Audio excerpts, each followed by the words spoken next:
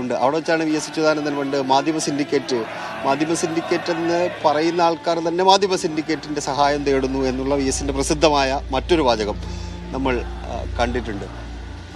പിന്നീട് ആലപ്പുഴ സമ്മേളനം, അങ്ങനെ വി എസിന്റെ ഒരുപാട് കാര്യങ്ങൾ വി എസിനെ കുറിച്ച് പറയുകയാണെന്നുണ്ടെങ്കിൽ ഇന്നും നാളെ ഒരുപാട് പറയണം എന്നുള്ളത് കൊണ്ട് ഇത്രയൊക്കെ ഇപ്പോൾ അതിൽ പലപ്പോഴായി കേട്ടിട്ടുള്ളതാണ്. പാർട്ടി ജയിക്കുമ്പോൾ വി എസ് തോൽക്കും, അതുപോലെ തന്നെ വി എസ് ജയിക്കുമ്പോൾ പാർട്ടി തോൽക്കും. അങ്ങനെ ഒരു കേരള രാഷ്ട്രീയത്തിൽ തന്നെ അങ്ങനെ ഒരു പഴഞ്ചൊല്ലുണ്ടല്ലോ, അതെങ്ങനെയാണ് ആ ഒരു സിറ്റുവേഷൻ ഒന്ന് പറയാം?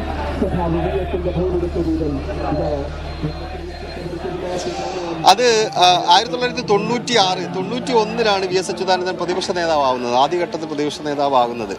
ആ സമയത്ത് വി എസിൻ്റെ ഇപ്പോഴത്തുള്ള വി എസ് അച്യുതാനന്ദൻ്റെ ജനപ്രീതി പോലെ വി എസ് അച്യുതാനന്ദൻ അങ്ങനെ ഒരു വലിയ ജനപ്രീതിയുടെ മുൾമുനയിൽ നിൽക്കുന്ന നേതാവായിട്ട് അല്ല വി എസിനെ അന്ന് കാണുന്നത്.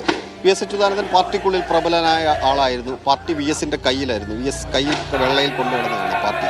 96 തെരഞ്ഞെടുപ്പിൽ മാരാരിക്കുളത്ത് നിന്ന് 91 വി എസ് വിജയിക്കുന്നു. 96 വി എസ് മാരാരിക്കുളത്ത് നിന്ന് മത്സരിക്കുന്നു. വി എസ് ജയിച്ചാൽ, പാർട്ടി ജയിക്കുമ്പോൾ വി എസ് അച്യുതാനന്ദൻ മുഖ്യമന്ത്രി എന്നുള്ളത് പാർട്ടി നേരത്തെ തീരുമാനിച്ചിട്ടുള്ള കാര്യമാണ്. കമ്മ്യൂണിസ്റ്റ് പാർട്ടികൾ സാധാരണഗതിയിൽ അങ്ങനെ മുഖ്യമന്ത്രി സ്ഥാനാർത്ഥിയൊന്നും പ്രഖ്യാപിക്കാറില്ല. പക്ഷേ ഏകദേശം ധാരണയുണ്ടാകും ആരാണ് മുഖ്യമന്ത്രി എന്നുള്ളത്. ഇപ്പോൾ അടുത്ത തവണ തെരഞ്ഞെടുപ്പ് പിണറായി വിജയൻ മത്സരിച്ച് നേതൃത്വം നൽകി ജയിച്ചു കഴിഞ്ഞാൽ ആരാണ് മുഖ്യമന്ത്രി നമുക്ക് സ്വാഭാവികമായിട്ട് അനുമാനിക്കാൻ കഴിയുമല്ലോ. അതേപോലെ തന്നെ 96 തെരഞ്ഞെടുപ്പിൽ അവിടെ ഇടതുമുന്നണിക്ക് ഭൂരിപക്ഷം കിട്ടുകയാണെങ്കിൽ ആരാണ് മുഖ്യമന്ത്രി എന്നുള്ള ധാരണ പാർട്ടിക്കുള്ളിലുണ്ടായിരുന്നു. പക്ഷേ വി എസ് അച്യുതാനന്ദനെ പാർട്ടിയെ ഞെട്ടിപ്പിച്ചുകൊണ്ട് അവിടെ തോൽവി ഉണ്ടാകുന്നു. 96 തെരഞ്ഞെടുപ്പിൽ അവിടെ തോൽവി ഉണ്ടാകാനുള്ള കാരണം പാർട്ടിക്കുള്ളിലെ വിഭാഗീയതയാണ്. വി എസിനോട് എതിർപ്പുണ്ടായിരുന്ന CATU പക്ഷം അവിടെ വി എസിനെ തോൽപ്പിച്ചു. വി എസ് അത് ഒരു പ്രതികാരദാഹിയായ വി എസ് അച്യുതാനന്ദനുണ്ട്. അത് ഈ സമയം വരെ ഇപ്പം മരിക്കുന്നതിന് അല്ലെങ്കിൽ 2019 അദ്ദേഹത്തിന് എന്തെങ്കിലും അസുഖം വന്നിട്ട് അദ്ദേഹം കിടപ്പാകുന്നത് വരെയുള്ള വി എസ് അച്യുതാനന്ദനുണ്ട്. ഒരു പ്രതികാരം കൂടിയുള്ള വി എസ് അച്യുതാനന്ദൻ, സാധാരണ മനുഷ്യർക്കുണ്ടാവുന്ന ചില പ്രതികാരം പോലെ വി എസ് അച്യുതാനന്ദൻ അങ്ങനെ ഒരു സംഭവം കൂടി ഉണ്ട്. അങ്ങനെ വി എസ് അച്യുതാനന്ദൻ അവിടെ പരാജയപ്പെടുന്നു. അത് CATU വിഭാഗം വി എസിന് കാലുവാരിയത് കൊണ്ടാണ് അവിടെ പരാജയപ്പെടുന്നത്. ഫ്രാൻസിസ് എന്നയാൾ അവിടെ കുറച്ച് വോട്ട് 1200 കുറച്ച് വോട്ടിന് അവിടെ ജയിക്കുന്നുണ്ട്. ജയിച്ചതിന് ശേഷം വി എസ് അച്യുതാനന്ദൻ ഒരു പാർട്ടിക്കുള്ളിൽ വി എസിനെ മാറ്റി, അല്ലെങ്കിൽ വി എസ് തോറ്റതോടുകൂടി മറ്റൊരാളെ മുഖ്യമന്ത്രിയാക്കാൻ വേണ്ടി തീരുമാനിക്കുന്നു. അത് മുഖ്യമന്ത്രിയാക്കാൻ തീരുമാനിക്കുന്നത് സുശീല ഗോപാലിനെയാണ്. സുശീല ഗോപാലിനെ മുഖ്യമന്ത്രിയാക്കാൻ തീരുമാനമെടുത്ത് വി എസ് ആലപ്പുഴയിൽ നിന്ന് തിരുവനന്തപുരത്ത്, പിറ്റേ ദിവസം രാവിലെ സംസ്ഥാന സെക്രട്ടേറിയറ്റ് യോഗമാണ്. വി എസ് ആലപ്പുഴയിൽ നിന്ന് തിരുവനന്തപുരത്തേക്ക് വരുന്ന സമയത്ത് അന്ന് EK Nayanar V S Achuthanandan 2 പക്ഷമാണ്.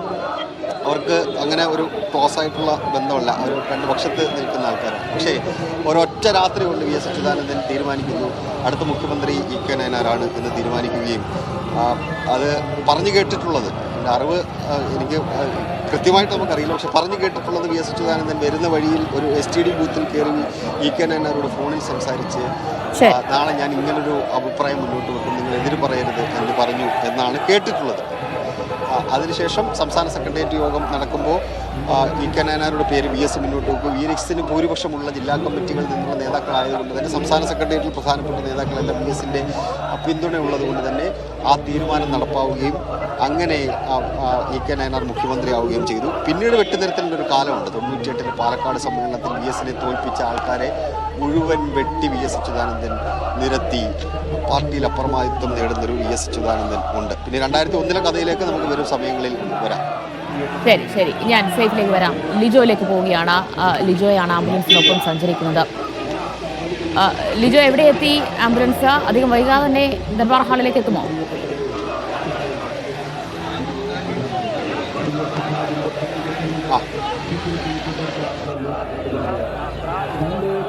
തന്നെ ദർബാർ ഹാളിലേക്ക് എത്തിച്ചേരും. ഇനി ഏകദേശം 1 കിലോമീറ്റർ ദൂരം മാത്രമാണുള്ളത്. ഈ വിലാപയാത്രയോടൊപ്പം തന്നെ നൂറുകണക്കിന് വരുന്ന പാർട്ടി പ്രവർത്തകർ വി എസിന് ചിന്താബ വിളിച്ചുകൊണ്ട് ഒപ്പം നടക്കുന്നുണ്ട്. വളരെ വേഗത കുറച്ചാണ് ഈ വിലാപയാത്ര വരുന്നത്. ഒരിടവും നിർത്തുന്നില്ല, പക്ഷേ വളരെ വേഗത കുറച്ചാണ് ഈ വിലാപയാത്ര വരുന്നത്.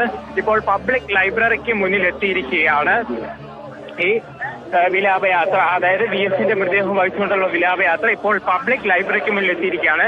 ഈ വിലാപയാത്രയിലൊപ്പം ആംബുലൻസിനൊപ്പമുള്ളത് CPM ദേശീയ സെക്രട്ടറി ആയിട്ടുള്ള MA ബേബി, ഒപ്പം തന്നെ സംസ്ഥാന സെക്രട്ടറി MV ഗോവിന്ദൻ ഉൾപ്പെടെയുള്ളവർ ഈ വിലാപയാത്രയിൽ ഒപ്പം അനുഗമിക്കുകയും ചെയ്യുന്നുണ്ട്. അവരൊക്കെ തന്നെ ആംബുലൻസിൽ ഈ VSന്റെ തലയ്ക്കൽ അവർ തന്നെ ഇരിക്കുകയും ചെയ്യുന്നുണ്ട്.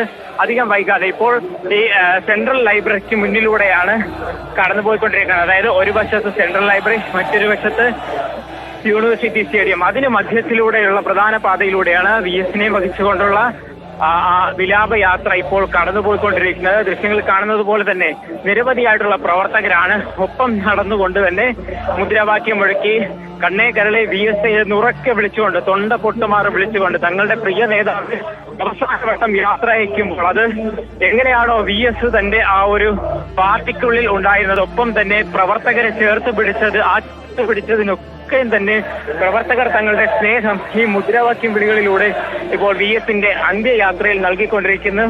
അതിനാണ്, അതായത് ഒപ്പം പോലീസ് ഉദ്യോഗസ്ഥർ ഉൾപ്പെടെയുള്ളവർ നേതൃത്വത്തിൽ അവർ ഒപ്പം കൂടെ നടന്നുകൊണ്ടാണ് ഈ വിലാപയാത്ര അനുഗമിച്ചുകൊണ്ടിരിക്കുന്നത്.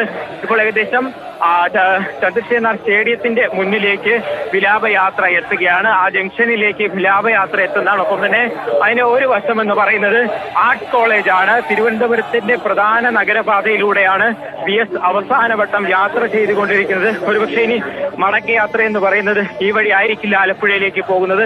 അങ്ങനെയാണെന്നുണ്ടെങ്കിൽ VS താൻ വളരെയധികം കാലം സഞ്ചരിച്ച വഴികൾ, പ്രതിപക്ഷ നേതാവായിരുന്നപ്പോഴും മുഖ്യമന്ത്രി ആയിരുന്നപ്പോഴും തന്റെ കർമ്മപഥത്തിൽ കൂടുതൽ സഞ്ചരിച്ച വഴികളിലൂടെ അവസാനവട്ടം സഞ്ചരിക്കുന്ന ദൃശ്യങ്ങളാണ് നമ്മളിപ്പോൾ കാണുന്നത്. VSനെയും വഹിച്ചുള്ള ആംബുലൻസ് അവിടെ ദർബാർ ഹാളിലേക്ക് എത്തിക്കൊണ്ടിരിക്കുകയാണ്. ഇനി ഏറിയാൽ ഒരു 5 മിനിറ്റ് കൂടി എന്നാണ് കരുതുന്നത്. മുദ്രാവാക്യം വിളികളുമായി അദ്ദേഹത്തെ പ്രവർത്തകരും അനുഗമിക്കുകയാണ്. ചെറിയൊരു മഴ നേരത്തെ ഉണ്ടായിരുന്നു, പക്ഷെ അതിപ്പോൾ മാറി നിൽക്കുന്നുണ്ട് എന്നാണ് മനസ്സിലാവുന്നത്. 9 മണി മുതലാണ് ദർബാർ ഹാളിൽ പൊതുദർശനം പറഞ്ഞിരുന്നത്. പക്ഷെ 9 മണിയായിരിക്കുന്നു. ഇനി അധികം വൈകാതെ തന്നെ VSന്റെ മൃതദേഹം അവിടെ ദർബാർ ഹാളിൽ എത്തിച്ചേരും. പ്രധാനപ്പെട്ട നേതാക്കളെല്ലാം തന്നെ ദർബാർ ഹാളിൽ എത്തിക്കഴിഞ്ഞിട്ടുണ്ട്. മുഖ്യമന്ത്രി പിണറായി വിജയൻ, സ്പീക്കർ ഷംസീർ, മന്ത്രി P രാജീവ്, ചീഫ് സെക്രട്ടറി ജയ് തിലക് തുടങ്ങി എല്ലാവരും അവിടെ ദർബാർ ഹാളിൽ എത്തിക്കഴിഞ്ഞിരിക്കുകയാണ്. അതുപോലെ തന്നെ പുറത്ത് കാത്തിരിക്കുന്ന ആയിരങ്ങളുണ്ട് VSനെ ഒരു നോക്കി കാണാൻ. VSന് അന്ത്യാഭിവാദ്യം അർപ്പിക്കാനായി ഒരുപാട് പേർ കാത്തിരിക്കുന്നു. ഇപ്പോൾ NK പ്രേമചന്ദ്രൻ MP നമ്മോടൊപ്പം ടെലിഫോൺ ലൈനിൽ ചെയ്യുകയാണ്. ശ്രീ NK പ്രേമചന്ദ്രൻ, നമ്മൾ അദ്ദേഹത്തിന് അവസാന വിട നൽകുകയാണ്.